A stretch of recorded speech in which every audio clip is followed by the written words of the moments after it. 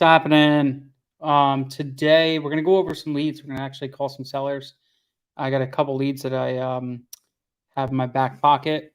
And we're gonna follow up on some new leads we haven't touched yet. And I got CJ and Jay Z in the background right now. They're gonna come hang out today too.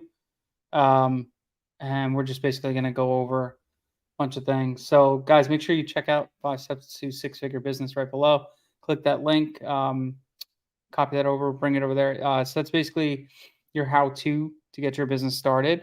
It's super quick, something to put together, an awesome video. It's like 30 minutes. Check it out. Those 5 steps are definitely going to help you get to that six-figure business. And then if you guys ever want to do anything else, definitely reach out. All the links are below. So yeah, let's get rolling. I got a bunch of calls I got to make, so I'm going to kind of keep this brief and just roll with it. I'm going to bring up your CJ. We got Jay-Z here. What's up? So guys, CJ, we're gonna basically go over. I'm gonna call a bunch of people today, and just kind of go, go through a bunch of different deals and see what's going on. So if you want to take notes, how you're doing it, kind of create a process. Some of them are first touches. Some of them are follow-ups that we need to do negotiations on, and I think one I'm supposed to get a contract signed. So we'll see how it goes. Yeah. All right. Let me get this rolling. I got a bunch to do, so I'm just going to kind of roll right through it.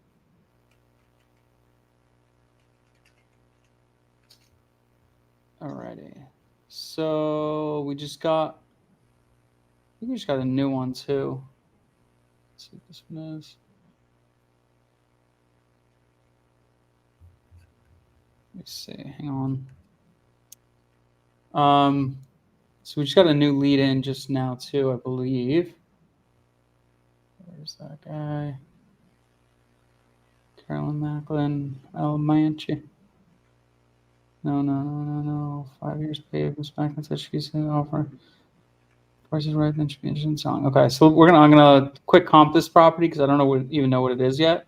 So let's do that real quick, and then once we do that, let's see, new window. Then we'll give her a call. Cool. Alrighty.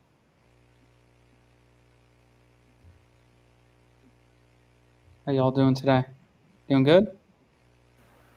Yeah. So far, so good. Yeah. Can't complain. Yeah, man. All right. So ID land is down right now, so I'm going to use data tree.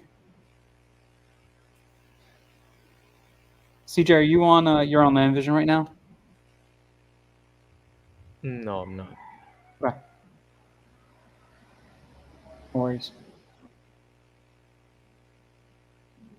Hey, did you see that thing? Did I send you the loom?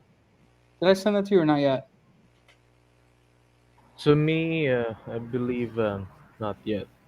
Oh, probably. I recorded a loom over issue you were having, just to try to see what was going on. And I probably failed to send that to you, so I'll send that to you. This was in Alamanchi, correct? Alamanchi, yeah. Okay. Cool. All right, so what I do is first I'm going to take a look at the property, just kind of see what it is. All right, so this is good. So we got a nice piece of property. It's got good road frontage. What I first like to see, automatically, I'm like, okay, cool. This property right here is a good corner right here, and it has this right here, and then it also has this. So it looks like somebody already carved out a chunk right here. So it kind of tells me I could do that. So what I'll do is I'll copy this address. Copy. And let's do this in Pebble. Do another one. Go to Redfin. I type in an adjacent address. So I'm going to just go here again. Copy this. Copy. Okay, let's go here. Type this in. So CJ, when a lead comes in, this is the first thing I'm doing is I just before I even call it, before I do anything, I'm going to go comp it real quick. So I'll pull up Land Vision, Land ID, whatever the case may be, something I could put the APN in, pull it up. And then once I pull it up, then this is so this is the parcel right here. You can see it.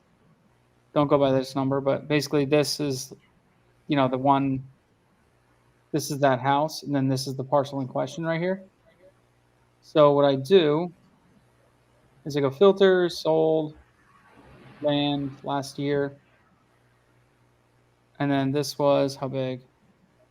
So this parcel, this is a 401,275 divided by 43,943, 43,560. Oh, crap. 401,275 divided by 43,560. This is a 9.2 acre parcel. So I'm going to go in here. I'm going to put, let's do 3 acres to 20 acres. I'll do 10 acres. And I'm just going to zoom out. I want to see what's around here. So this is my immediate area. All right. Now, that's my immediate area. Zoom out a little further. I'm going to sort by lot size. Okay. You could use the Pebble Pricer if you wanted, or if you just want to do it by hand, you could totally do that. And I just kind of go through these and just see like what's an outlier, 50K, you know, zeros, 51,000, 51,000, 38,000. Wow, these are selling for pretty high an acre. It's pretty wild. So this is probably one that I'm going to have to do manually. So like you kind of see like this is the parcel right here. So we'll look at the ones that are immediately around it. So this 240, no pictures. This is in a subdivision. This is a 5 acre lot. Last sold October 3rd, 180K, and it's sold in.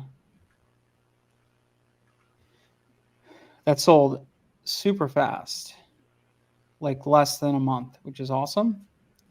So you can take a look at this parcel, see if it kind of looks similar. It's got some like outbuildings on it, all that stuff. We'll see kind of like, does it have the same road frontage-ish? No, it's got a little, you know, one-sided road frontage. So our value is actually a little bit more because it's got double-sided road frontage. Let's see, 5 acre lot. What did it offer?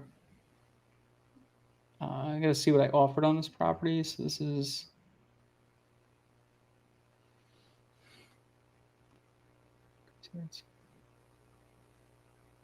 copy properties, APN, Macklin. All right, so we offered 75,000, and I'm thinking that this is probably worth. So if we offered 75, we're probably thinking it's worth 75 times 2, like 150-ish. So I mean, judging by this like really quick looks, I'd say we're probably pretty much in the ballpark there. Here's a 10 acre for 190. Yeah, so this looks pretty good. So let's give her a ring. So normally what I do is I'll take land ID and I'll kind of like go through this as far as like do a 3D. See, it's not available here. So I like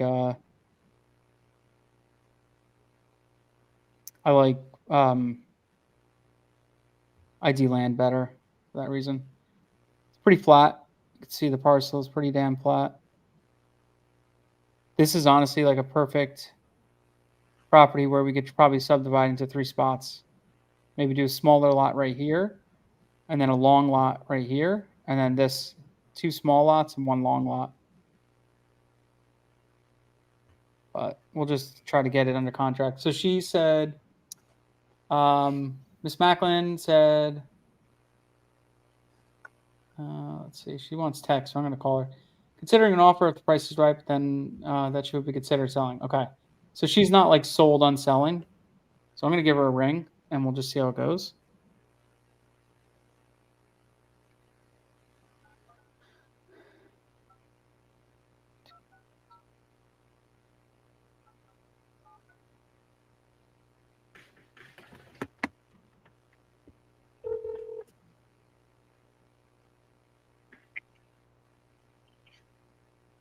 Hello. Hey, Carolyn, this is Dennis with Cash for Land. How are you today? Hey, okay, Berlin is what you said. Yeah, you just called us earlier today about your property over there in Alamanch. Yes. Yeah, so I just wanted to take a second, just give you a ring, and I know you said text, but I figured I'd just give you a call real quick. So tell me, you got a minute to tell me about the property a little bit, like why you're interested in selling? I'm interested in selling. I'm not doing anything necessarily with it. Gotcha. I had other plans, and so your offer is about the closest that I would get to actually what I'm looking for in selling. I'm not necessarily pressed to sell, but if I got the right offer, Yeah. I would sell. And so your offer is about the closest to what I would ask for. And Mhm. so you sent me some information in the mail, and I'm calling. Great. I love it. Yeah, so I appreciate you giving us a ring. Yeah, I'm looking at it now. It looks like a pretty good property. Were you planning on like building on it? And that's why you picked it up, I kind of thing? was some Okay, years ago, but I have other properties. gotcha. This, Yeah, so I have a couple of others, and I'm looking at just a couple other things. And okay, like I said, your offer came close to what I would be looking sure. for what that actually appraises for. And Mm, so, yeah, okay. that's it. It's just no big deal. I'm not necessarily, like I said, pressed to sell. But Yeah, if I got the right offer, then I would sell. I totally got you. Yeah, you're not pressured to sell, but the money would be nice in your pocket rather than sitting there on the Yeah. property. So, cool. Yeah, I mean everything. It looks like a pretty good property. So you said you bought it, so it's not an inheritance or anything like that, right? It was, but everything has been. What happened was I got out of foreclosure Okay, from some family members, but they have since signed their rights over, and it is documented and completely um, over to me. So it's gotcha. Okay, so is everything's in your name now? yes. Perfect. Okay, because usually, like North Carolina is funny with that. If somebody inherits a property, it usually just sits in like the person who passed away's name, and then you have to transfer it over, which title work can be a little bit more difficult, but we deal with it all the time, so we're so used to it. Um, Yeah, it was never like I said. We got out of foreclosure, yeah, and they just signed it over because actually we would not have gotten it out of foreclosure if they had not signed it over. exactly. So Yeah. yeah. So Okay. was it? I don't know if you still call that inherited or what have you, but Yeah. it was family land, Gotcha. and Then they you were got. not able to get them. So Then you like quick claimed it over to yourself, so now it's right. sitting there. Perfect. Awesome. Well, that just makes life easier. As far as everything else goes, anything you could tell me about the property? Did you ever clear cut it or anything like that, or it's just raw land, old trees, all that? It's all trees. It has been surveyed as far as the separation. There was a little issue with separation from. Okay, so there's a house that the land surrounds. It's on about I an see that. acre. That is not mine. And so we had to make sure that was clear. And then on I don't know how you're looking at it, but on the left side of the property, there's another house where we had to make sure the property line was clear. And so that was what we were doing. Gotcha. Yeah, you're talking like the two houses are on High Rock Road. That over there. Right. Gotcha. All the land that I have is in between those two houses. Sure. And we just needed to make sure that the land was, properly. The line was properly cut. Gotcha. Okay, so you had a survey done recently. You're saying, just so you could close on it. So that was probably about 5 years ago, maybe. That's When we perfect. first had everything done, we made sure that the property line was correct. Gotcha. Okay. Yeah, so that's good. I mean, everything on our end looks pretty good then, as far as that goes. So, the 70, I think we offered, let me just check that. I think we were around like 75,000 for this one. Yeah. Okay. 75. Yes, 75,69144 Yeah. to the die. I think, I mean, for us, that looks pretty good. That includes, we cover all the closing costs, any other things we need to do, any transfer fees and everything like that. So that's the price you see in your pocket. So I just got to check over a couple things, but if that's good to you, I mean, I could send over a contract whenever you're ready. That sounds good to me. Okay. I did leave my email, but I can leave it with you again if you'd like. Yeah, let me just double check it. Let's see. Hang on one second.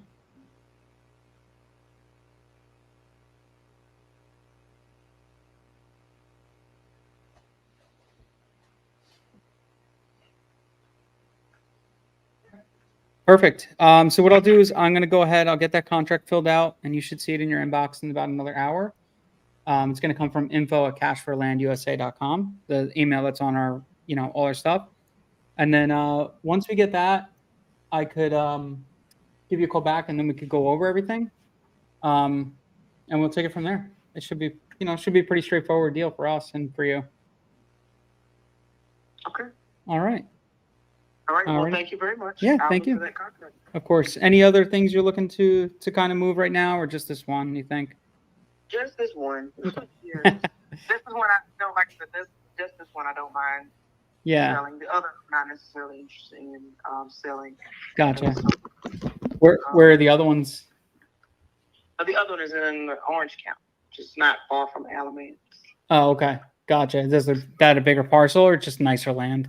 It is actually not a bigger parcel. Oh, okay. A little bit more sentimental. So yeah. Yeah. I gotcha. Do you lease that to like hunters? A couple acres. Okay. So, I'm sorry, say it again. I said, do you lease that to anybody like for hunting or anything like that, or it's just there? Hey, that's an option too. I'm open for a lot of options. Yeah, I always tell people if it's sentimental and you want to keep it in your family, there's a lot of ways you could cash flow it. Okay. So we'll go over. I'll show you a couple of different ways you could do that, and then this way, at least it'll cover the taxes for the year and whatever else. Maybe puts a couple bucks in your pocket, right? Right. So I like bucks in my pocket. Yep. Don't we all? Amazing. Awesome. All right. Thank you, Carolyn. Thank you for taking the call. You should see the contract in about 1 to 2 hours. All right. Well, thank you very much. Awesome. All right. Thank you. Bye now. Bye-bye. Cool. So yeah, that's pretty much how we do it.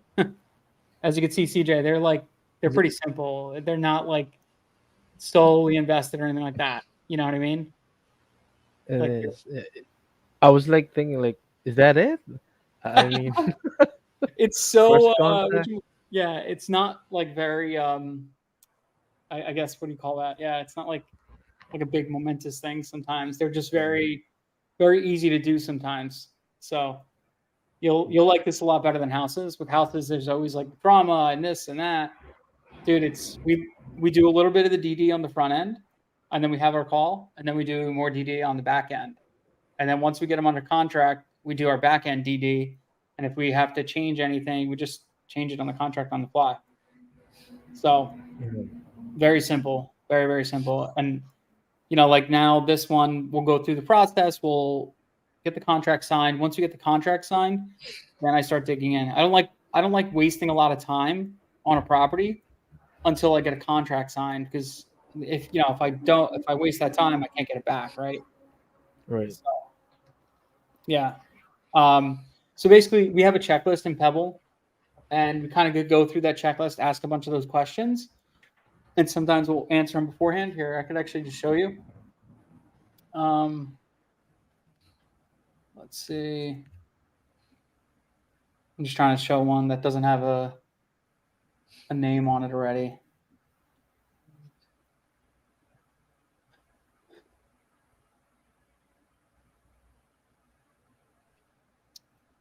All right, let's see. Hang on. Offer. That's not it.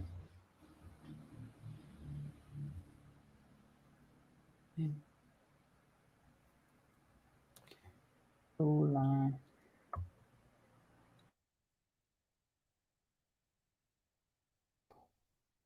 Save that into yay.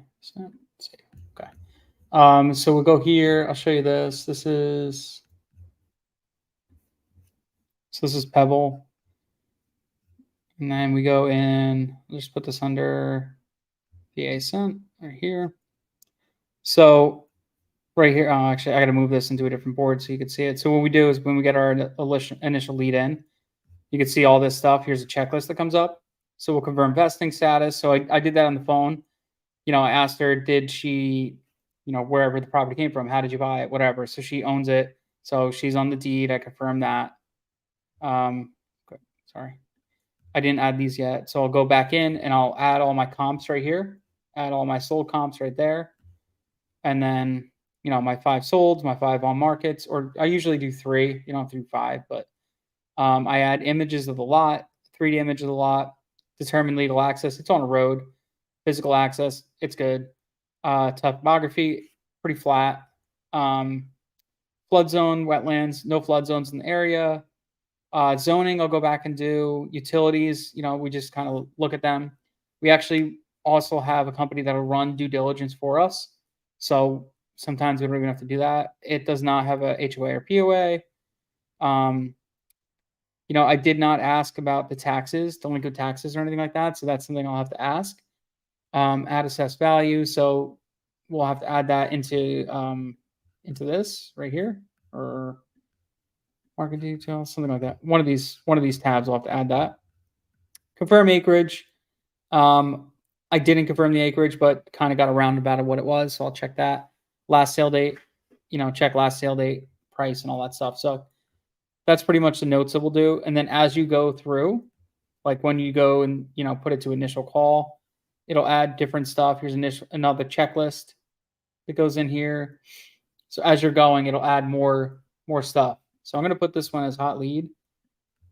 We'll get that under, I'm going to send a contract after. I don't want it. I would normally do it now to show everybody, but I don't want to do that because I don't want to put our information out there. If anybody steals this lead, I'll pop them in the face. But I was actually going to ask you if you're going to share that or, okay. Yes.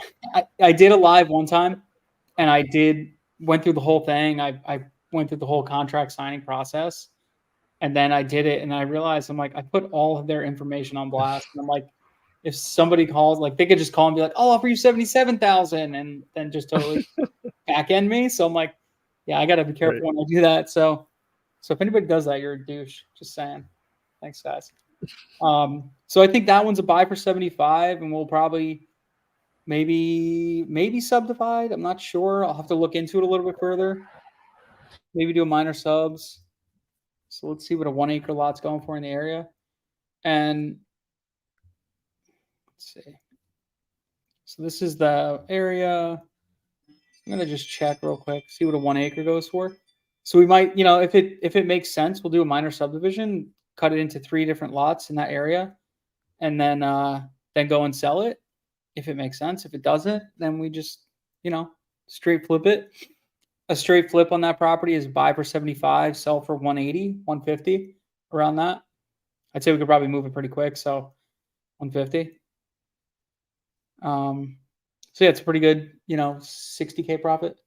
Question: going over the contract with the seller on the phone, can at some point that be modeled on as well? Yeah. So I don't mind doing that on the phone.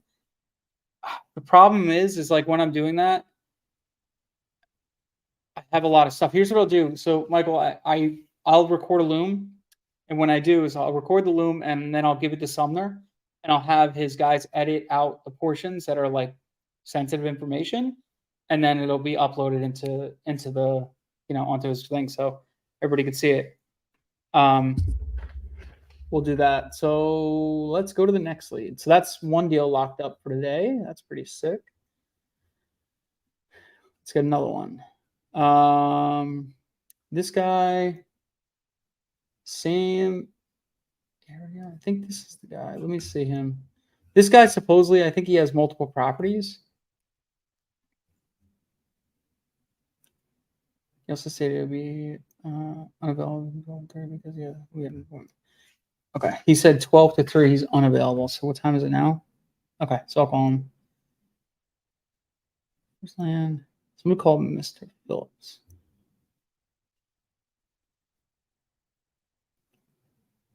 So let me check him.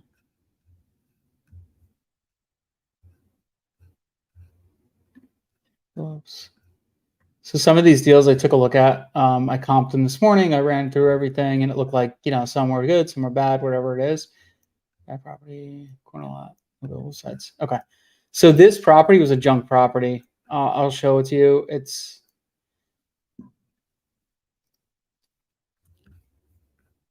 the reason why it's a junk property is it this was what county? Iredell. Iredell.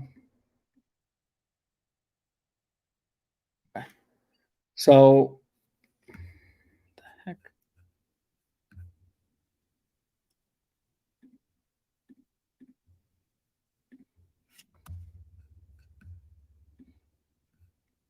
Okay, so this is the property right here. It looks like you're like, oh, cool. This looks like a pretty good property, right? Not, I mean, not amazing, but it could be okay. Well, then I look at the. Let me see if I got this little guy. Yeah, I got this little guy. So this whole thing is just a big drop, right? So you really can't do anything here. And then we'll go over here. You can see it's just a big pit. Like it all drops down right here. So it's not really that great. What I am going to do is I'm going to try to work on getting them under contract. And the reason why is this. So here's the property right here. It's not the best, but here's a campground RV resort. So my exit would basically be get this property under contract. Oh, sorry guys, can't see my screen. I think you're. There we go. There we go. Okay, so this is the property, kind of junk. It's on a corner lot, and then let me do this. I'll put the little guy here. So you can see this kind of like just drops down. That's not it. It's this one right here. It just drops down. It's not really good for building. It's not really good for much of anything. Pretty, kind of junk property. So what I'm looking at is like, okay, this isn't a great property necessarily to build on or subdivide or whatever. This is probably a good property to kind of try to sell to like a neighbor or something like that. So you got this right here. And then I got this RV campground guy right here. So what I would do with this is I would shoot for getting this kind of junk property under contract and then selling it to these guys on something. And then it allows them to like put signage all up here, whatever they want to do. So now they would draw people in from the crowd and, they know. And you could see already, where'd my little guy go? There it is. You could see they actually have a sign. The heck? They have a sign like on the property already. See? So turn here for something. So it looks like they'll definitely, be interested in it because that's just a good place for them to advertise. Good Sand Park, Midway Campground and Resort. So just a thought. So I was thinking about calling that guy. Let me call this one. This one I think was a better lead. This one's match 2. Elmanch.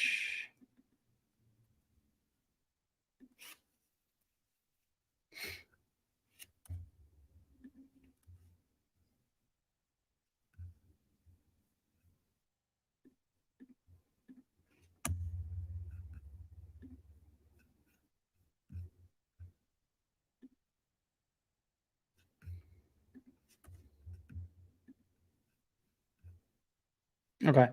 All right. So this property is not an amazing property, right? It's a long, skinny lot. We took a look at it. I had my realtor look at this too. There's like a bunch of like chicken coops, like right along the property line, this guy right here. So this property is going to stink like high hell. So I don't think this is an amazing property, but from what context I got out of this, the seller has owned the property for 75 years. He's getting older. He wants to sell. Stated he'd sell the property, stated that whatever. From what we've gathered, this guy owns like 6 or 7 other properties. So I'm going to give him a ring and just kind of see what his story is. This guy, hold on. We just got another lead right now.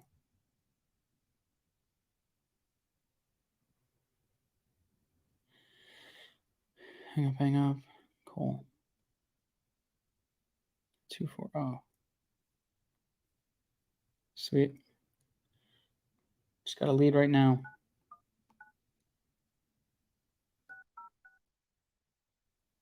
Hello?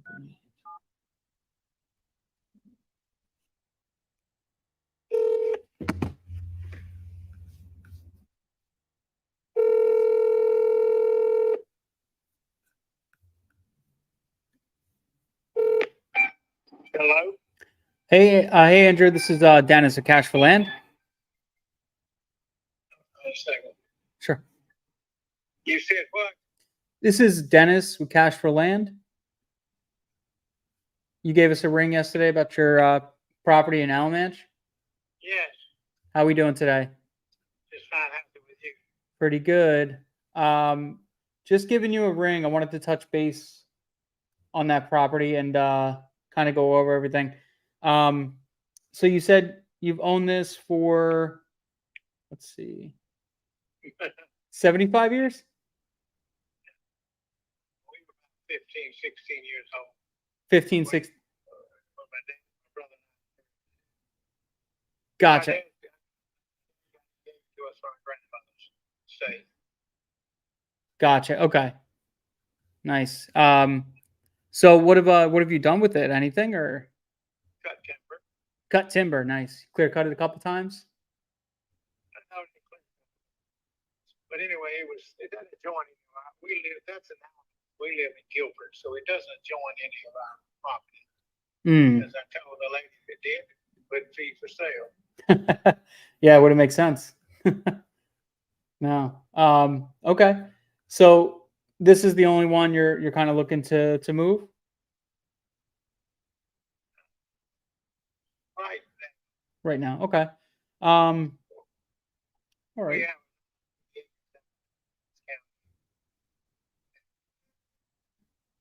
You said 80 acres or 8 acres? 79 point some acres. Gotcha. Okay. On Tom Boggs Road. On Tom Boggs. Okay. And then you said you had another 25-ish? 45. Doesn't join us either. But Yeah. Those are all ones what do you farm down there or what do you do? we have a few cows, sheep, goats, Mm-hmm. so forth. Right. About close to 90 cows and calves right now. Nice. Some ranching? No? Don't consider it a ranch. Yeah. So what do you guys do? You guys process your own cows or how do you do it? We do. Cows process. I'll feed out maybe 3 or 5 Uh-huh. And different ones in the family. So gotcha. And then you sell out the rest. You sell like halves and wholes? we sell homes. Oh, just Don't wholes. get- I mean, if 2 people want to buy a cow, one gets a Yep. That's up to them. That's up to them. Yeah. That's the way to do it. Yeah. So that sounds like you've been doing that for a long time.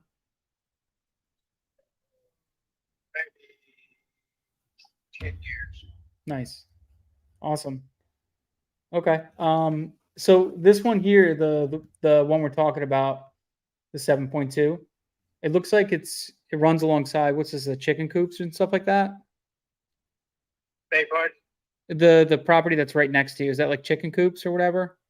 Chicken houses. Yeah. They did, but I'm not sure whether they still use them or not. I assume they are. Gotcha. Okay. That's it. Okay. Is there any like easements or anything that cuts through you? No. No. Okay. Right. They have their own access and all that. Okay. He runs along the side of us. Yeah. Yeah. Okay. Now I saw some, I don't know, sometimes it's just when I look at the property lines online, they're sometimes off. So it looks like it's kind of like he's got something going through there, but that just could be on his property and not yours. You know what I mean? Does that make sense? Right. Yes. Yeah. Sometimes it could be off. So let me see. All right. So I'm just taking a look at this. It looks like, where we're at because of the shape of the property and stuff like that, we might have to come down a little bit on it. Just because it kind of changes like our functions for it, what we could do with it.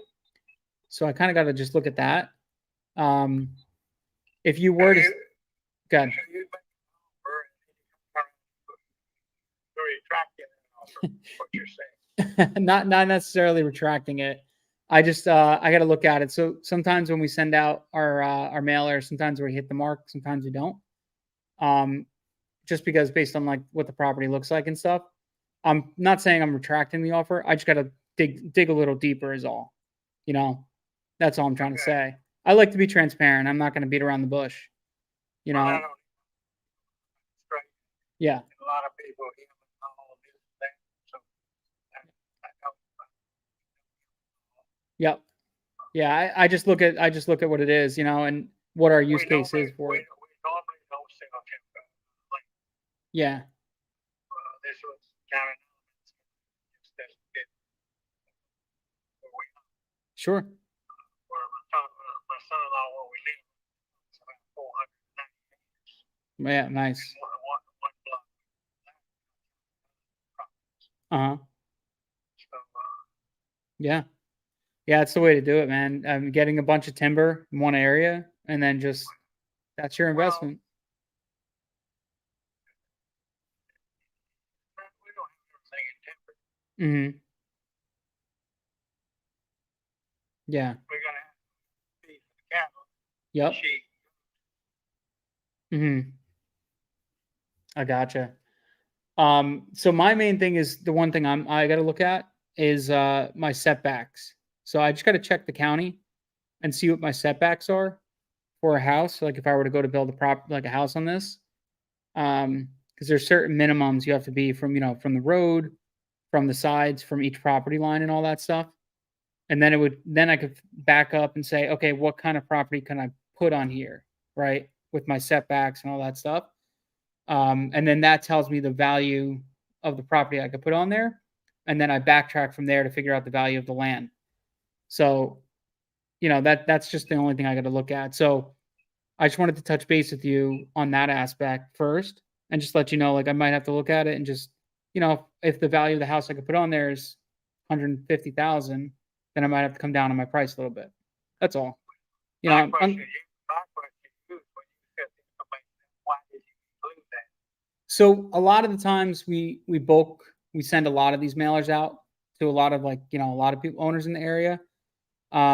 And we don't sit, you know, we can't sit here and like price everyone absolutely individually, unfortunately. That wasn't what I'm saying. Sure. Why did you include that information? You said that you lived your out. Oh, like why didn't I tell you, you know, everything like, Why did you do it up front? well, because a lot of times it's just too much information to put on a piece of paper, right? That's kind of what it comes down to. Why did you do pieces of paper? I'm sure I you did. got- You're right. I'm sure you got no, You got me there. You giving me you don't have an answer. No, I don't. It's not that I don't have an answer. You know, like I asked the guy State Fair, I said, enter tobacco fields in eastern North Carolina, sunflowers. Mhm. Why? Yeah. Now he was assistant commissioner. You want to go up to the university, right? And he was all in charge of that type of information. Mm-hmm. So he said, well, it could be that you want a dove hunt. I said, you mean they're gonna let people dove hunt in your tobacco? Yeah. What he was doing was giving a tap dance. He didn't know, and he couldn't say it. So Yeah. I went to Richard had retired, so I went to the other one. Uh-huh. Asked another guy. That's when I went to the Commissioner of Agriculture and asked him, and he told me the same thing. It was because of organic tobacco, and they put the sunflowers in there because they will attract good insects, which will kill other insects that get on the tobacco, Smart. like aphids. Yeah. So Natural. So you giving me a tap dance. I guess, you know, you could say that, but my whole thing is, you know, we don't sit here and give you a full thing. I'll look into that. That's what I'll do. If I'll we're try to add that interested, to my thing. if we get together, what's you know, when I decide I do something, I'm going to do it. Mm. And if we're not going to do it, we're not going to do it. You know? Yeah. So let's. Yeah, I get you. So here's what I'm going to do. I'm going to call county today, find out exactly what my setbacks are. And if everything's good, if I have enough road frontage and all that, then we're good to go. That's my only thing. If it doesn't work out, then we could just talk and we'll part ways as friends. That's about it. Okay. Yeah, I'm not gonna hold you to nothing. Well, I appreciate. when you find out what you're looking for, give me a call back. You're right. I will. I just want to give you a quick ring about that though. Awesome. I'll follow up with you by Friday. Does that work? That'll be fine. Great. Yeah. All right. I appreciate All your right. time, man. Thank you so much. Thank you. You have a good one. Bye. He was a little quiet there, and if you guys could hear him. Yeah, it was a little quiet. We were kind of struggling to hear the seller. Yeah, he was an older guy. He's very like quiet on his phone kind of thing. Probably talking on speakerphone and blasting it. But he was just a little upset with me that I, backtracking on my price that I originally offered. So what can you do, right? I think we offered, let me see.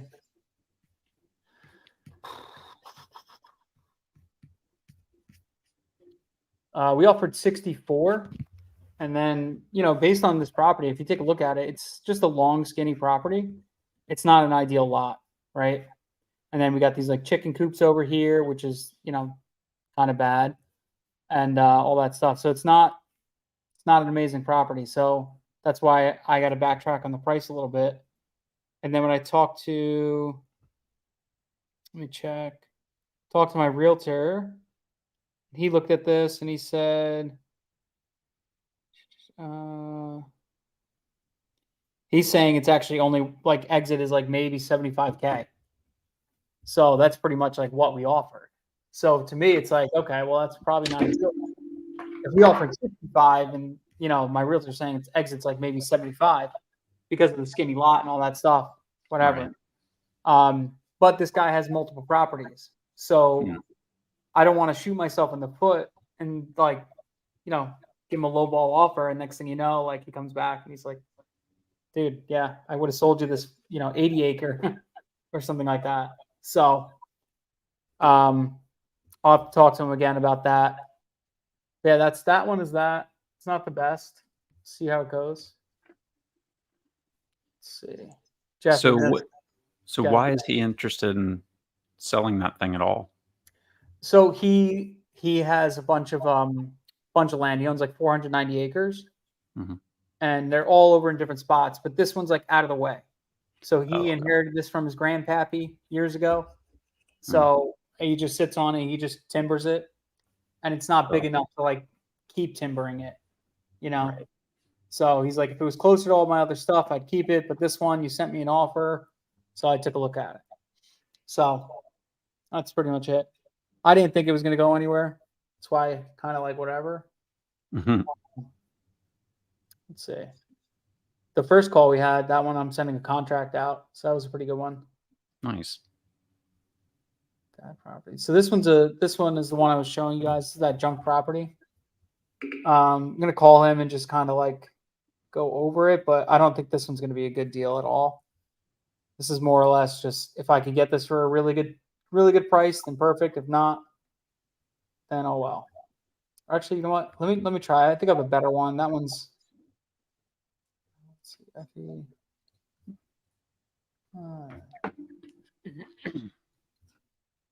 this was Joe Pool. Okay, this one was actually a little bit better. This is a bigger property. I just got to confirm an easement. Let's call this guy back because I already talked to him once. He's ready to sign. He needs the money. I tried getting into like the whole reasons why he needs the money, but he did not want to give it up. Yeah. It was the hardest thing.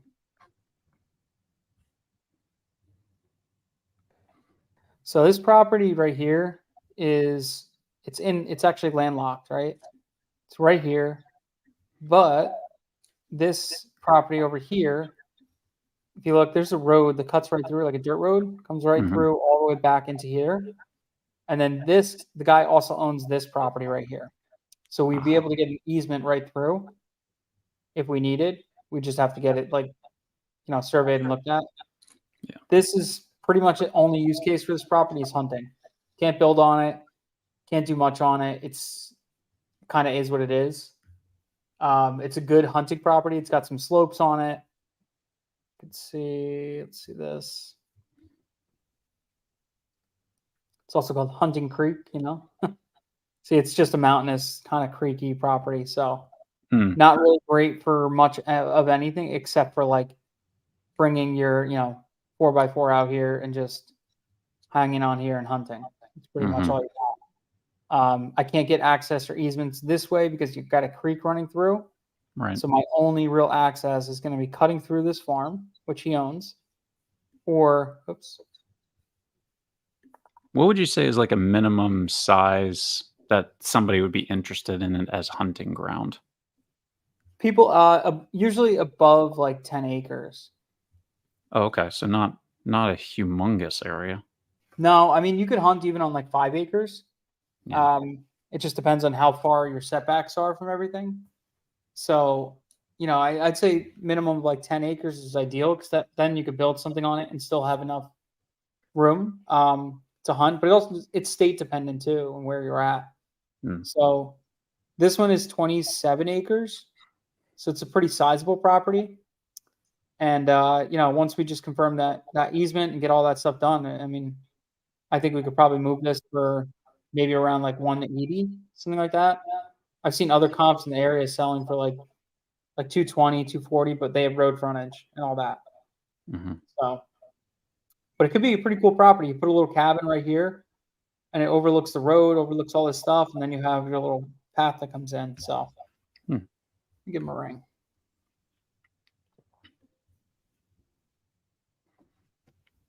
CJ, you having a good time? Oh yeah, oh, good. Yeah, he It saw was it. actually Yeah. Sorry, go ahead, Dennis. I was going to say in 6 minutes, he saw somebody go from first initial call to I'm going to send you a contract. I was like that quick. I mean, like no objection, no nothing. I mean, yeah. Land is different, man. It's totally different than houses, man. Just you guys, it's like when you're dealing with houses, all 1,000 objections, all the problems. It's just different. It is. I get to talk to people for like 20 minutes, then I get nothing. Then Dennis is doing it for like 6 minutes, 8 minutes. I mean, Really, what CJ is saying is, what the hell is my boss Jeff doing all day? If Dennis could lock this thing up in 6 minutes, what is Jeff doing all day? That's really it. All right, let me give this guy a call.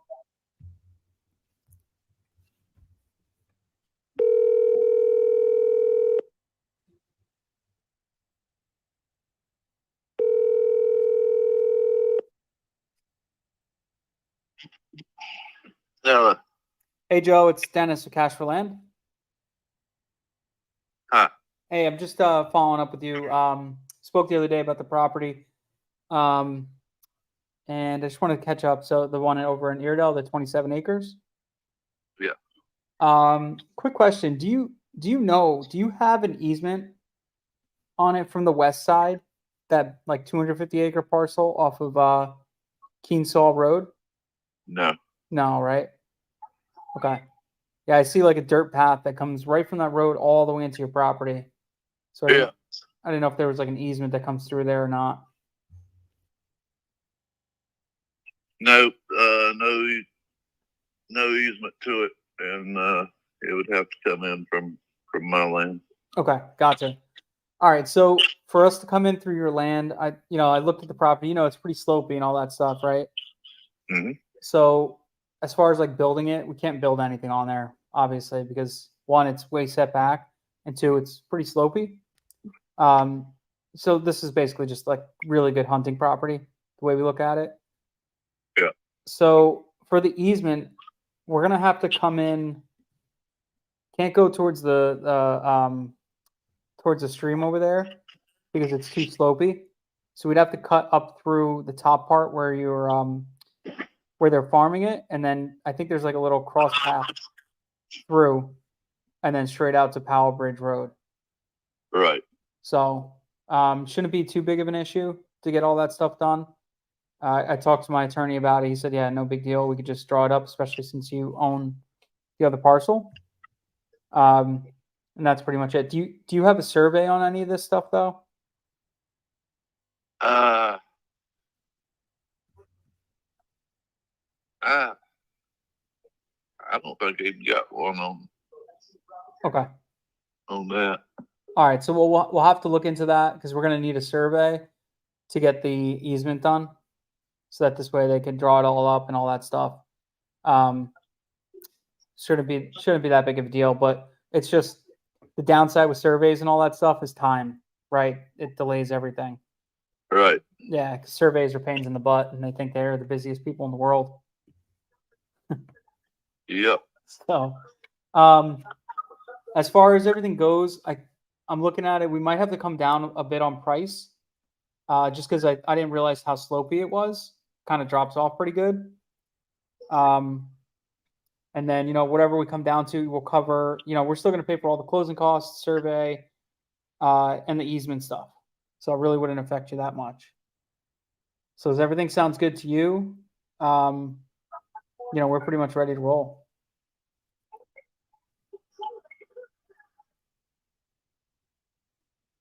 Well,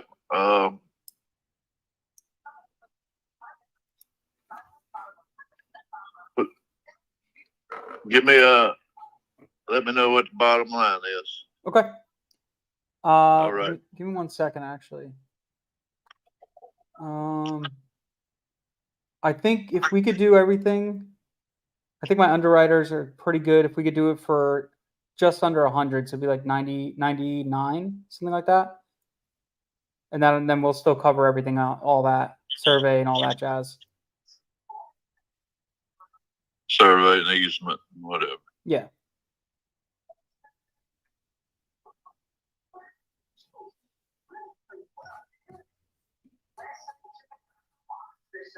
All right.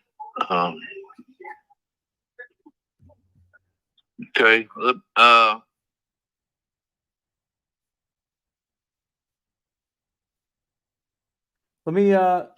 me do this. I'll send you over the contract.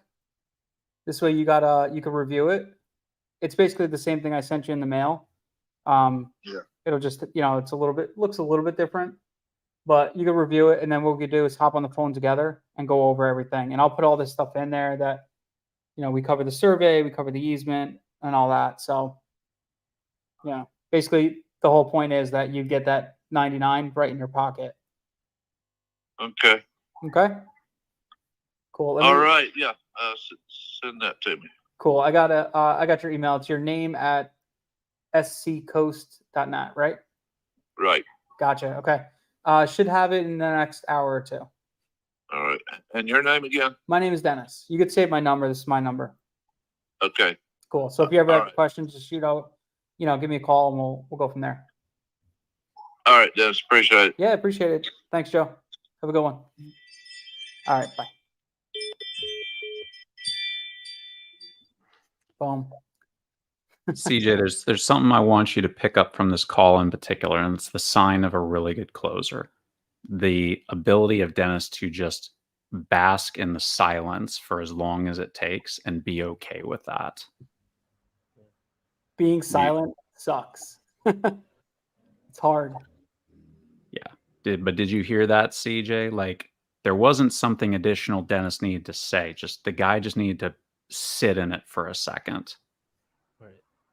Mm-hmm. I was actually thinking, like, if I was on that call, I was thinking, like, at that second, should I go ahead and ask the seller, like, what do you think?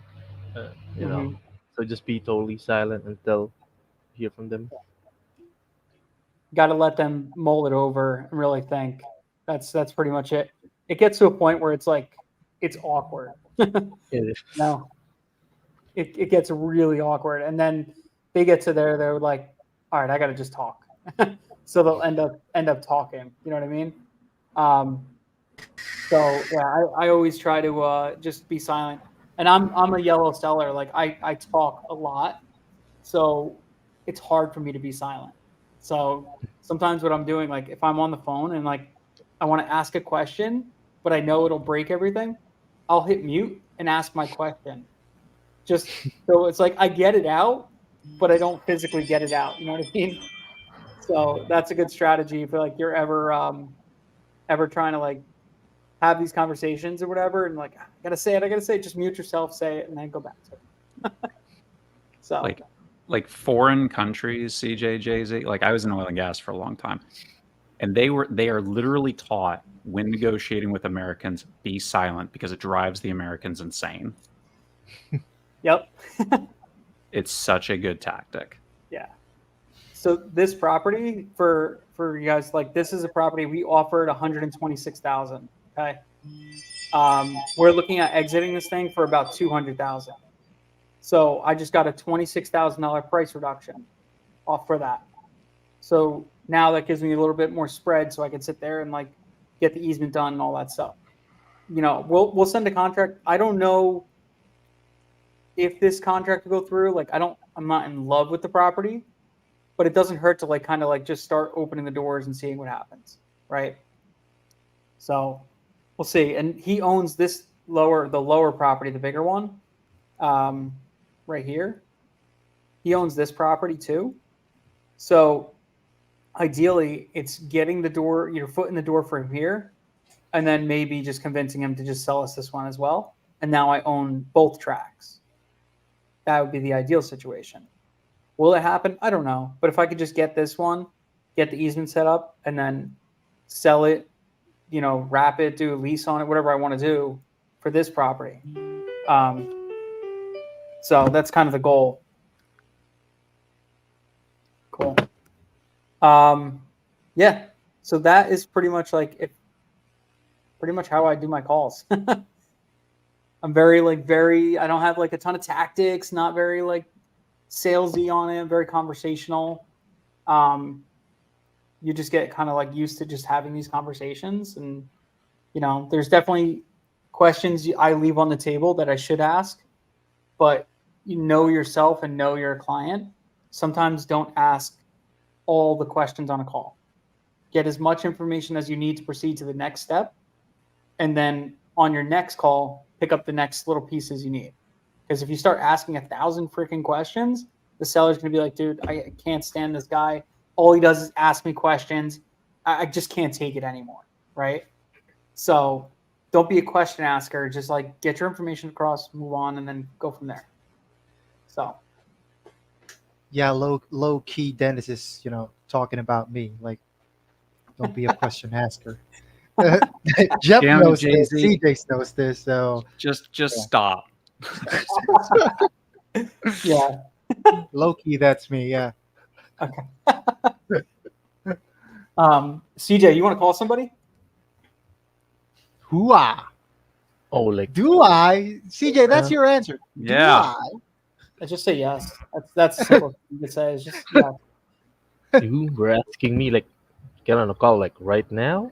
Obviously, yeah, right now. What? What's the difference between now and later? It's the same thing. yeah, remember, CJ, we're on YouTube, so say hello. What? All right, so this one is a property I literally don't care about. You could do whatever you want to it. It's a junk property. It came in. Yeah, I'll show it. So came in the other day. I haven't called him yet. So here's the property. You could see it's a long, skinny property right here, but it's got a power line easement directly through the center of it and a flood zone. So the property goes like this. Oh, duh. Hold on. I'm a dumbass. I'm not sharing my screen. Hang on. So this is the property. It's just a long, skinny property. It's got a power line easement right through the center. And then it's got right here, it's a valley that goes in. So it's total junk. Like there's really nothing you could do with it. Can't build on it. Can't put a house on it, really. I mean, you could put maybe a house in this front portion. But that's But, it. like, really? Would you, though? I don't know. So I'm saying, what did I say with this one? I'll put it in. Our MAO is like 24,000 on this. So we offered 48,000. So you're going to call and get a 50% price reduction. All right. Oh, like right now? Yeah. I mean, are you guys being serious? Yeah. So So here's try to call him later. I'm not sure doing it live. yeah, just call right now. It's It's okay. Doing it live. It's a Can I big get deal. at least some practice or? You're gonna get your practice right now. Look, this is literally like fail forward. This is how you learn. If you just call it, make the mistakes, and then just move on.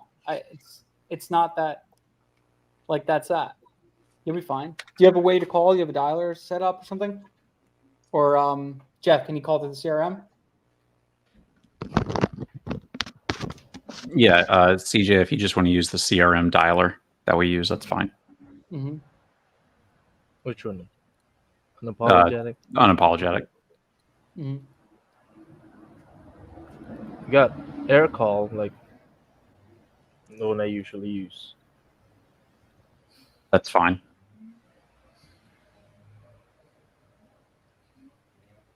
Does this make you uncomfortable?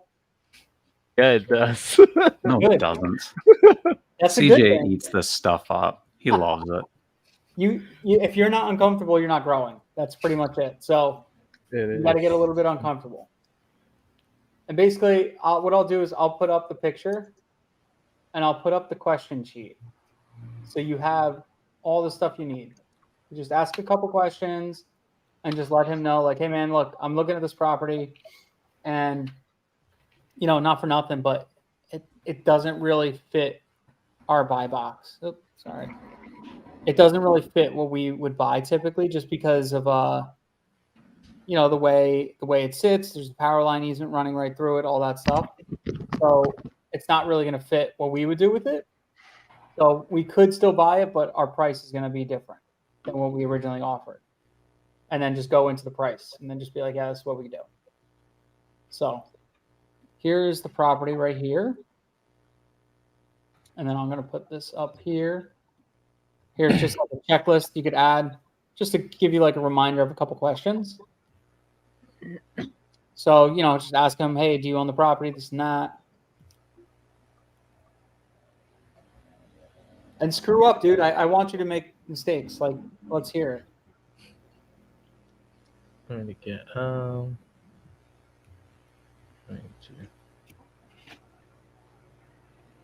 like if I share my screen here, cause how do I like share my sound or? I would because you're calling through the dialer. Yeah. Gotcha. Well, it should just come through on your speaker, right? I don't know. We didn't really think this over. No, so CJ, what you can do at the bottom of your screen, there should be a button that says "Present" in StreamYard. Yeah. So, Yeah, that's what I was thinking. If I share my screen, like, would you be able to hear the sound? yeah, and then share your entire screen and make sure that button "Share System Audio" is on. Yeah. Let's see. I'll stop. And then I think you could just present. Let's see. Now present your screen. I want to make sure he's not watching Netflix or something. Of course, I'm not. See, Yeah, let me shut down YouTube and Netflix and Hulu and all this other crap. Also share system. So you could just select just a specific window or share the entire screen. Yeah, you can do that too. Are you guys seeing my screen? Not Cite the yet. number. Not yet? Not yet.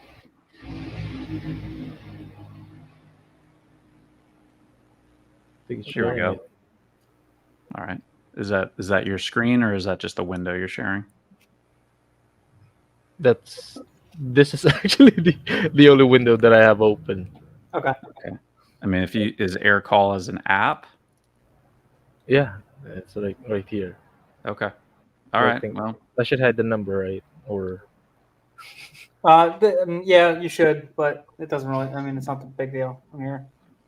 Here, I'll do this. Ready? Got dial and then.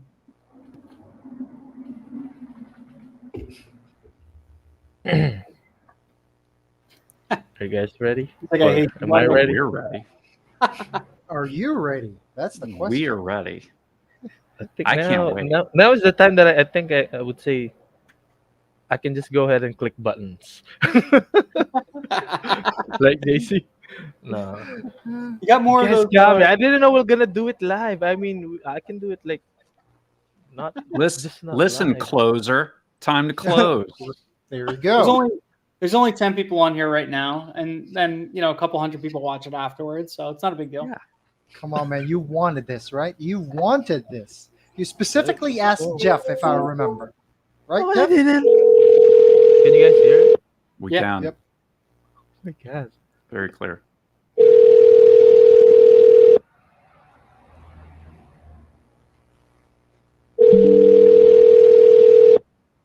See if this window opens.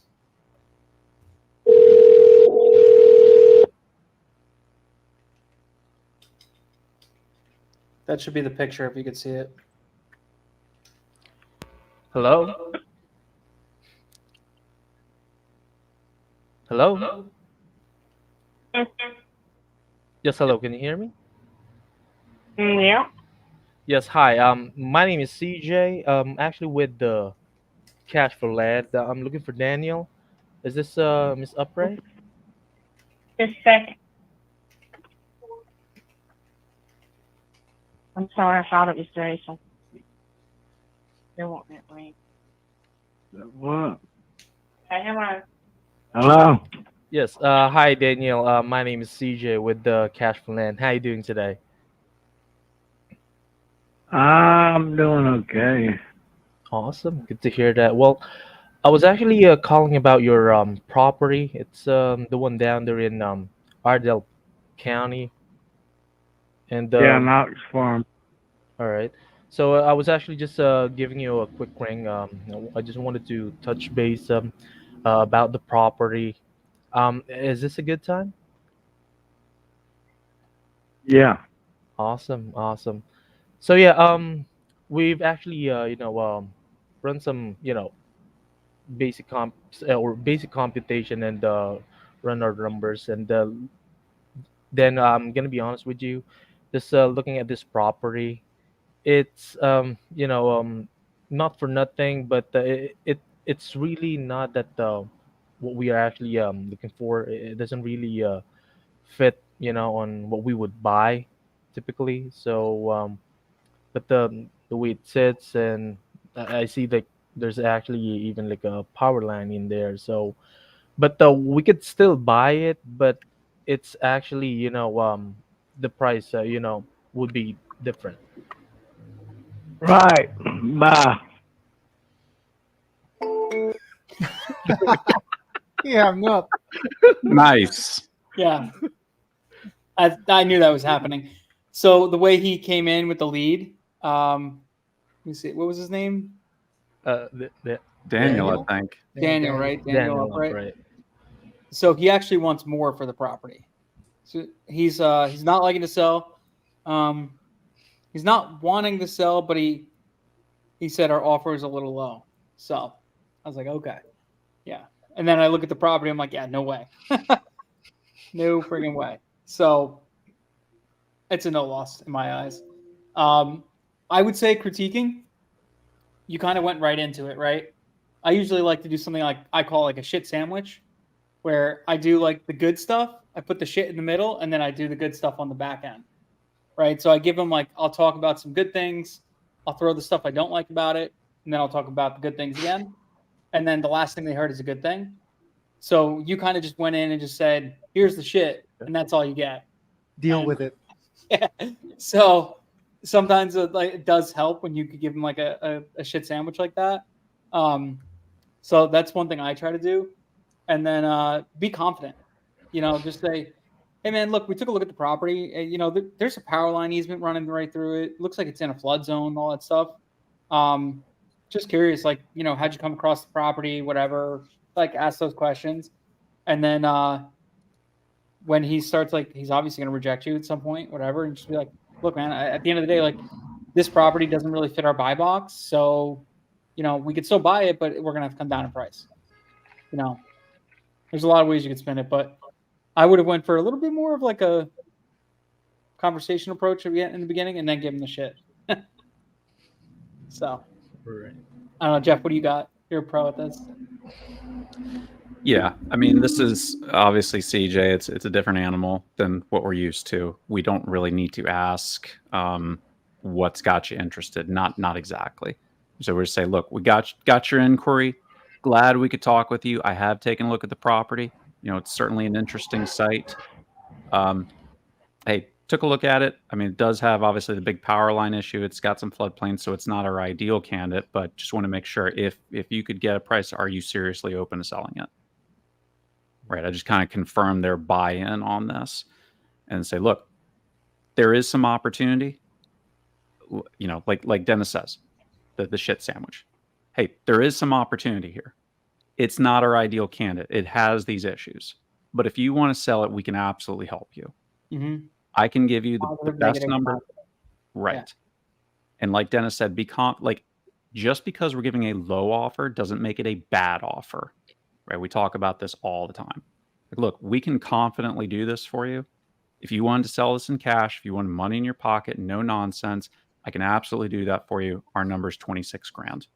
You can have it. Mm-hmm. And then you just go silent, quiet. The number should be basically the last thing you say, and then you just let it hang out there. Right. Mm-hmm. And always point the blame on somebody else. Hey, my underwriters took a look at the property, this, and this, you know, and they came back with a number, and it's, you know, we're going to be at 26,000. And just let them sit on it. And then that's that. So good though. I mean, dude, it's the hardest part is just making the call. And then after that, it is what it is. So you did that, which is awesome. Now it's just everything else. At least 2 to 3 or 2 to 5 minutes. I don't know.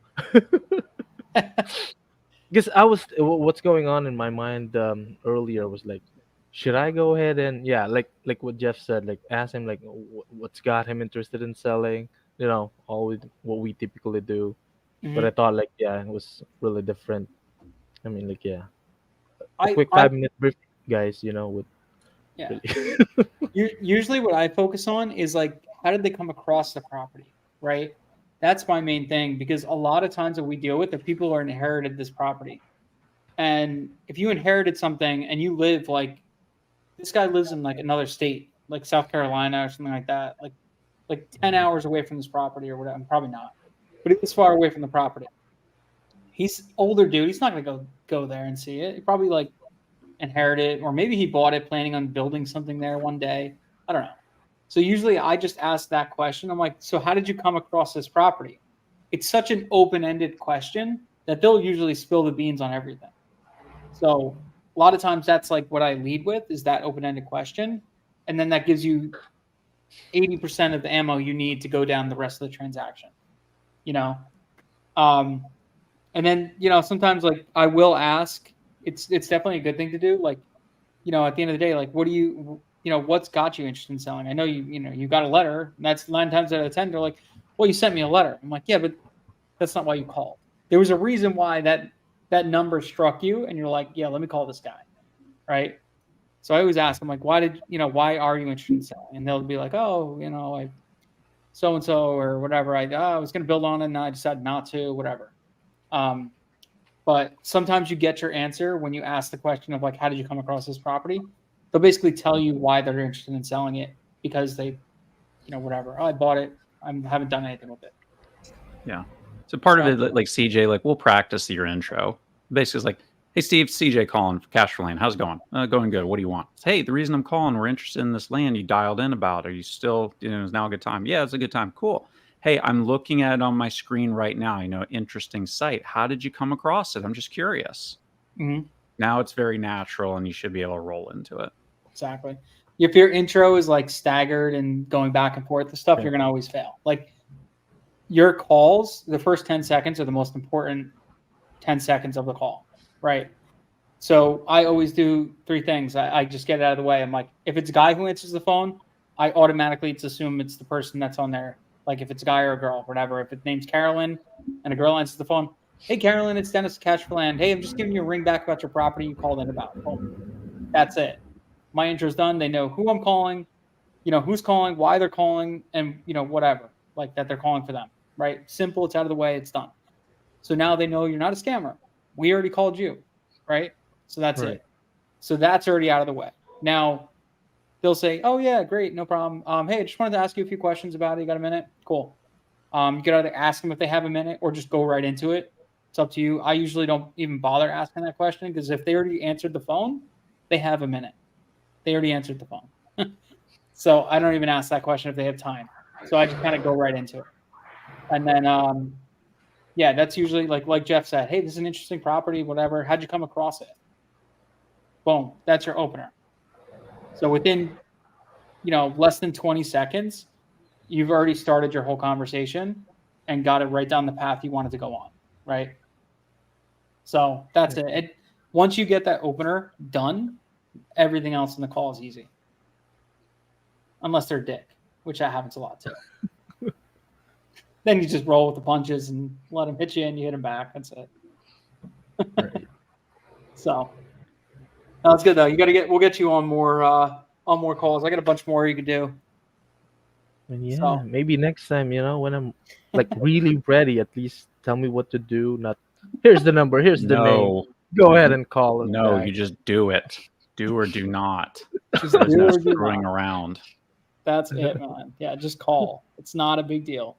Especially like if I'm giving you a property that I already know is like junk.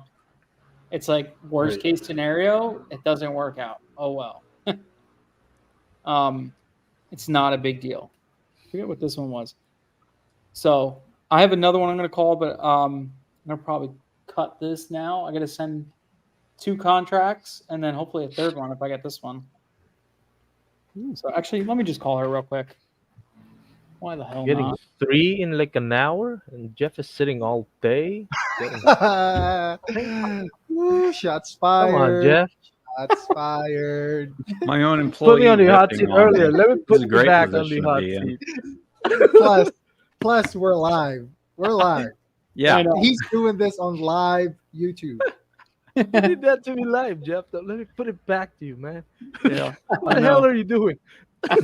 Jeff, what are you doing all day? Honest to God. All right, let me show you. This is the next one. Usually I try to keep these things down to like an hour, but why not? We're here already, right? Yeah. So this is the property. It's an okay property. It's actually pretty flat. I think we offered too much. So this is it right here, this little kind of triangle area. This actually goes right to like this side of the property. There's a lake right here. So it's like 2,000 feet away or something like that is the lake. So it's pretty good for that. We offered, I think, too much on this one. I think we probably sent out, where did we put this? Yeah, 31. I'm saying my MAO is like 22 just because I can't find good comps. Because if it was on the lake, I could probably sell it for like 90,000, 100,000, but it's not. It's back like off the lake. So my retail value is probably closer to like 50. So I'd like to be at 22. So my total all in is 25. And then I could, pull out like 20 grand out of it. Cool. So this one I did notice when she called in, she did say stuff about like, oh, this is I inherited it from my mother, this and that. So what does that tell me? That this is probably going to have some title issues. So we'll see, but let me call her.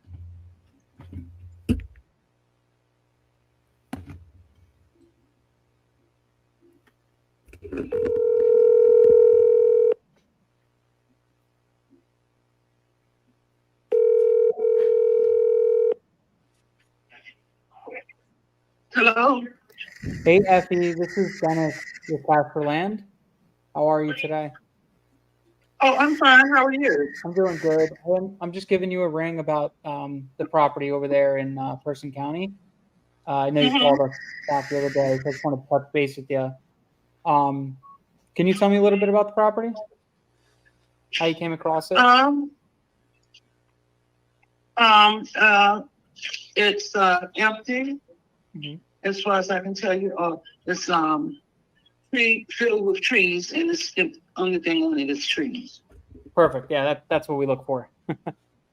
Okay. Mm-hmm. And other than that, I have it's an estate that I have about 5.5 acres that actually belonged to my mother, but she's since passed. Oh, I'm So sorry to hear I that. have the other property. Okay. I got you. I'm sorry to hear that. So your mother had passed away, and that's how you came across this? You Oh, inherited it? yes. Mhm. Well, it's family estate Gotcha. Okay. to the family of my grandmother. My Okay. grandmother had left it. Okay. So your grandmother originally owned it, and then Yes. did she give it to your mother, or was this something that was she inherited as well? She just, I think she gave it to her. It was given to her because she had like, what grandma had like, I think she had like 5 children, so they were all had a portion of it. Okay. So so was it a bigger She parcel? divided it out amongst her children, yes. Oh, okay. But it was, Got it. It was like a bigger parcel, and then she cut it up into pieces and gave everybody a little Yes. piece before she Mhm. passed. I'm assuming before her. before she had passed away. I'm assuming. Oh, yes. Oh, okay, good. Okay, so then the person on title is your mother, then Correct. Rosa. Right? Mm-hmm. Okay, good. And then okay, so your mother passed away. How recently was that? 2002. Oh, okay. Sorry to hear that. So as far as it's been going, what have you been doing with it? It's just kind of been sitting there. It's just sitting there. I've been keeping the taxes paid up on it. Oh, okay, good. Okay. Any other people? Do you have any other siblings or anything like that? No. Okay, so it's just you and your mother then, right? Well, I have a brother. I had a sister and a brother. Okay. They are deceased. They're also deceased. Oh man, I'm Then sorry. they have, and I think it's 1, 2, 3 of us now. Okay. So they had kids as well? Your brother and sister? Yes. Okay. All right. So this could be a little tricky the way North Carolina works. So when a mother, father, whoever owns the property, if they pass away, it goes down to their kids, right? And then their kids have kids, right? But if any of them pass before the property's sold, then it goes to their kids. Their portion of the property would go to their kids. And then depending on how many kids they have, that's basically like how many signatures you would need to get. So basically to sell the property, everybody would have to get a little piece of the pie. Does that make sense? Yeah. So are you in contact with all the family members? Your nieces and nephews? Yes. Okay. And do you know about how many there are? My nieces and nephews. Mm-hmm. I have, let's see. Well, let me get it this way. Myself, my brother, my sister, and another brother. Okay. So there's 4 of us siblings there. Okay. And then my sister has a son. Okay. And your sister had passed away, you said, right? Huh? Your sister had passed away, you said? Yeah, I have a sister that's deceased, but I didn't include her in the, Okay. when I did the count just now. Alive is myself and 2 brothers and another sister. So, you're talking about, so when you said nieces, I don't understand that. Oh, so okay. So the question was like, if you had a sister and they had kids, and your sister had passed away, then your sisters would get a piece of everything. Your nieces and nephews. That makes sense. Right. Correct. Yeah. Mm-hmm. Yeah. So it would be the Understand. surviving descendants of the person that passed away. So if it was like 5 of you, let's say, so each of you would technically own 1/5 of this property, and then let's say your your sister had passed away, she had 2 kids, then the kids would each deserve a tenth of the property. Her 1/5 divided by 2 kids. That makes sense? Okay. Well, they all had their own houses. That's why, Yeah. When I went and got the papers filled out, once my mother passed, that put me as the head of, because I'm the oldest, that put me ahead of everything. But I still have all the paperwork that I signed through the Yeah. So register of wills, but not in Carolina. I haven't put it on the books, and I haven't put it on the books in Carolina as in my name. okay, gotcha. Yeah, North Carolina is weird until you actually transfer or sell it. It never goes into your name. It always stay in like the mother or whoever's name was on there. Okay, so it could be decent, but most likely what's going to happen is anybody who's alive right now would have to sign that they agree to sell, and then that would be something that like conversation either you would have or whoever, and basically let them know like, hey, look, I'm selling this property. I'll need you to sign off on it. If they wanted, if they basically wanted to claim a piece, they could say, well, I want my 1/5 of it. So if our, let's say it's $20,000, they would say, okay, well, I want $4,000 of that $20,000. Right? Unless if they're okay with just saying no, you could have it, they'll sign off and take nothing, no big deal. But that's just so you know, like that's how like the airship works. It kind of could be a pain. Correct. Right. Yeah. Understand. So, where would I get the document for them to sign off on? Well, so what would happen is, let's say everything comes good with us. We come to an agreement. We sign a contract. Then what happens next is we bring it to title, and then title would go through and say, hey, I need signatures from X, Y, and Z person, and then that's it. So on the front end, if you could, if you let them know like, hey, I'm going to be selling this, I'll need you to sign this paper. It's the contract to sell, the parcel in person. And as long as they agree on it, they sign on it, then that makes life easier. If not, what we would have to do is then say, okay, we'll send it to title. Title will then ask for their numbers, and they'll reach out to them and say, hey, we're selling this property. We need to do this. Can you just sign this paper and, basically sign over your portion to your sister? So that's kind of how it would work. It could be a little bit time consuming to get it all done. Like we're doing one right now that I have to get 26 signatures to be able to buy it, because it's like, yeah, they get deep. So it's crazy.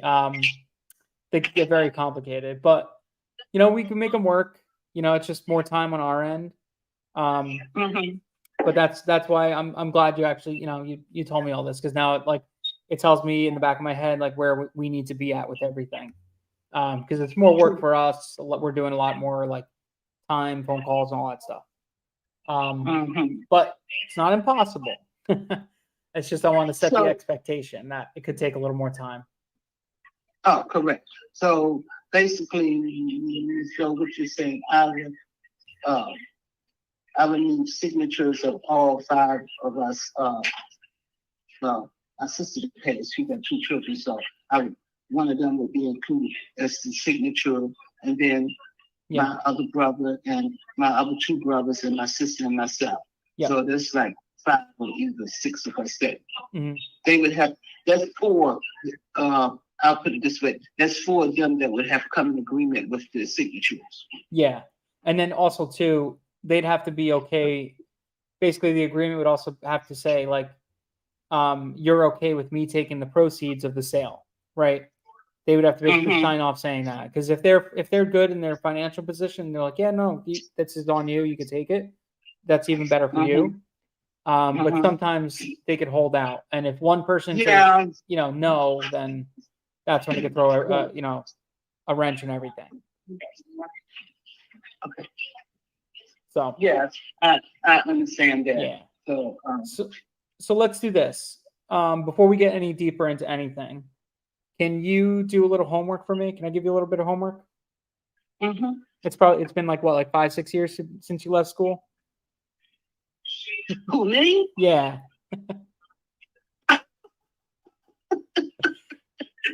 No, seven? No, 7 years? Come on. It's been quite a few years. I have way past 5 or 6 years. Come on. You're lying to me. I know it. No, I am 70 years old, so 70 but years I still young. can comprehend quite a bit. You're 70 years young. Let's get that right. Yes. Okay. Yeah. Yes. All right. So can you do a little bit of homework for me? Sure. All right. The easiest way to do this is if you could get, just write down on a piece of paper or something like that, just write down their names and their contact information. And then if you want to start having the conversation with them, that's perfect. But it'll basically be anybody that's currently living. And if anybody, any siblings that are currently living, and if any siblings have passed and they have kids, their information as well. So their name and, numbers. So once we get all that, then we could go to the next steps. Mm-hmm. Does that make sense? So, let's see. Names of siblings. Yep. Yes, I be. Names, phone numbers, and eventually, we'll probably have to get addresses. But that we'll wait on that. That's just step one. Let's just kind of organize all this stuff, and then let's see if it actually has legs and we could, get through with this. And if it's good, then we can move forward. Mm-hmm. Yeah. Okay. So I could put my sister's name. Mm-hmm. Let me kind of get this right now. You don't have to do it right now. Yeah, you don't have to do it right now. You could take some time. This assignment's not due to the end of the week, okay? Give me a general idea. Who did I have? Okay. Then I have so I have to put the deceased sister name, deceased brother and sister's names in. Exactly. And if they have any kids, so almost like you're going to draw a little family tree and just write every sibling you have, deceased or not deceased. And then if they passed away, then below them, you would write their kids. At least their names. You don't even have to go for the phone numbers right now. At least their names, just so we could get a general idea of how many signatures we'd have to go through. Mm-hmm. Oh, okay. Yeah. Okay. All right. Okay. Yes. Okay. All right. So this is what I'll do. I'll follow back up with you by Friday, and then we'll review this, and I'll score. I'll give you a good grade. Hopefully, you get an A. Okay. All right. All right. All right. I appreciate it. Thank you so much for taking the time. All right, and you have a great afternoon. Enjoy your weekend. All right. Bye now.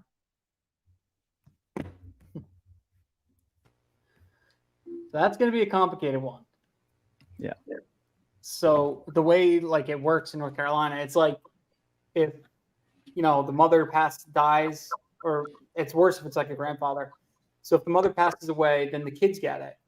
And then if they have I think she has 5 or 6 siblings. I was trying to get, every time she said it, it sounded like there was another one. So then the kids would get it, right? They each get a little piece. And then if any of the kids pass away, their kids get a little piece now. So it goes down, it trickles down. So I have one now where the great grandfather gave it to the grandfather who had 3 kids, and then gave it to the grandfather, or the father, and then he has 5 or 6 brothers and sisters, and then it goes down, and then finally I get the one, and he's like, oh no, it's just me. This is me. And we look at it, and I pulled the deed up. It's from 1863. Is when the guy originally bought it for 2 chickens and a penny or something like that. That's incredible. It's crazy. Wow. So we're looking at this. I'm like, I don't think I'll ever be able to buy this thing, but it's pretty cool history just to look back at it, Yeah. Yeah. So that's the thing too. Getting this stuff up front, CJ, is really important. Finding all this out, because that's a lot more work I'm going to have to do on the back end. So I want to find this out front end, give her some homework, let her go do that. And then when she comes back to me, then I could say, all right, look, we got 20 signatures we got to get. That means I got to get on 20 phone calls. I got to negotiate with 20 different people, let them know that we're going to have to do this and that, all the proceeds are going here. Oh, but you want your piece of the pie. So now I got to cut out a little chunk for you. It's a whole mess, right? So asking this stuff in the beginning before you even get anywhere else in the phone call is really important. So, yeah. CJ, you want to know another mark of a really good closer? Sure. Okay. No, you do want to know because you're going to be a closer. The thing that the other thing that really stood out, Dennis is cataloging all this stuff, right? He's taking notes, figuring out what's going on. The thing he does is that he's also he knows exactly what has to happen, and he gives the seller homework. Mm-hmm. This is the next step. This is how we're going to advance this thing forward. So by giving them homework to do, that's how he pushes it that next step. And the next call, he gets the names. They're like, all right, now we have this. Well, now here's the next thing we got to do. Because he's a master of the sequence and pushes the seller, this is where we're going to go. Mm-hmm. And also making them laugh, the way I said it. Yeah. Oh, that was so good.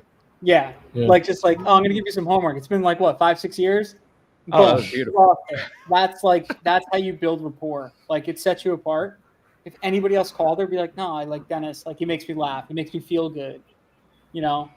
That's people look for that stuff. So anytime you can make somebody laugh, add a little. I talk to a lot of older people, and the two things I always say are always hey, I'm going to come down there. We're going to hang out, and I'll take you out to lunch. And they're like, you're going to take me out to lunch? Oh man, that sounds great.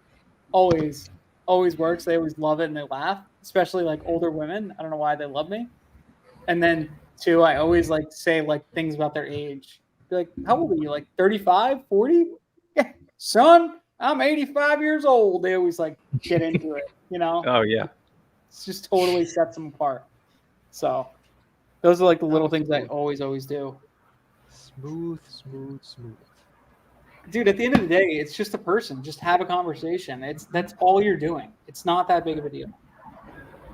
It really is. It's not I'm not trying to sell them something. That's the big difference. If you're buy this water bottle. Why is it so good? Oh, let me get this in. Let me do this crazy sales tactic, right? It doesn't really need to be like that. We're the buyers. So our sales tactics are more on the side of negotiations to get better terms or a lower price.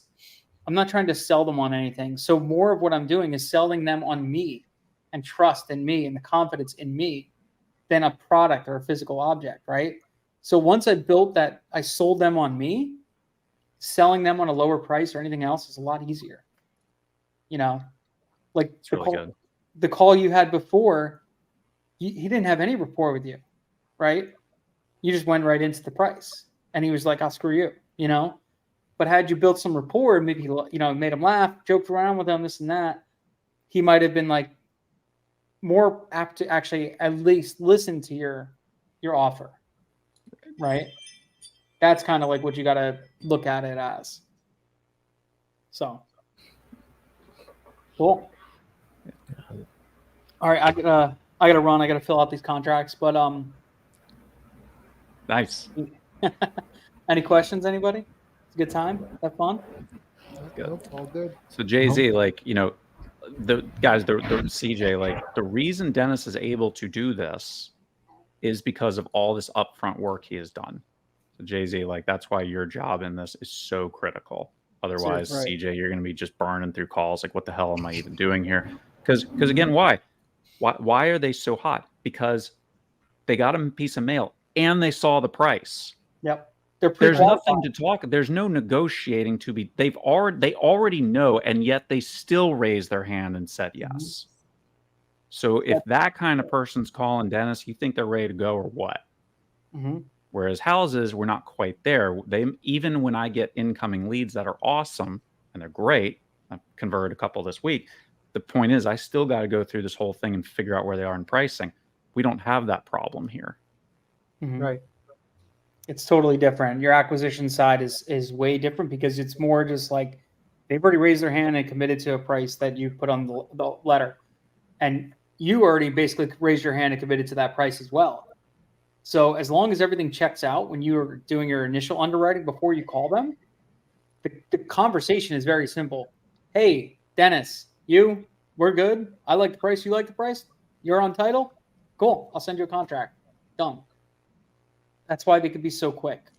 So it's much simpler. So, and this is really good training ground too, like for when you get in, like to go into houses too, like doing these acquisition calls, and you get really good at talking to people. Then it's like, okay, I'm great at talking to people. These calls are so easy to do.